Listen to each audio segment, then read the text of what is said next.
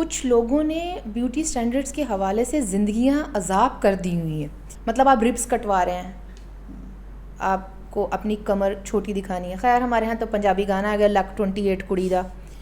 मतलब जब आपके इस खित्ते की बॉडी टाइप ही नहीं है, वो पियर शेप्ड हैं यहाँ पे, तो आप कैसे वो ग्लास शेप लाएंगे? अच्छा ठीक है, आप एक सर्टन वे में दिखाई देना चाहते हैं, आपको अच्छा लगता है, कूल, गुड।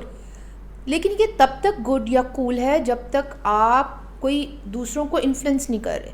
जब आपकी एक पब्लिक लाइफ है और आप कहीं ना कहीं एक इन्फ्लुएंसर हैं, तो लोग आपसे मुतासिर होंगे और आपके जैसा दिखाई देने के लिए प्रोसीजर्स में भी जाएंगे।